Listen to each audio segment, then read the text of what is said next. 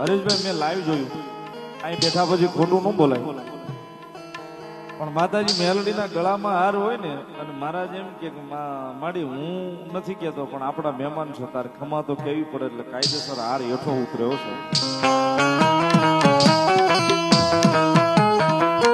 એકાદી વાર આપણે એમ કે ભાઈ એકાદી વાર એને કઈ ગોઠવું છે તો ઉતરી જશે, પણ જેટલા મહેમાન આવે એટલી વાર ઉતારે, એટલે ભલામણ મેલડીની કઈક તો વાતું હોય ને એમાં. અને એનો ભાવ છે ને નિખાલે છે મેલડી પાસે, એનો જે ભાવ છે ને મેલડી પાસે નિખાલે છે. આટલું કઈ છૂટી જાય કે મેલડી મારા નહીં તારા મહેમાન છે, આબરૂ જાય તો મારી નહીં તારી જાય છે.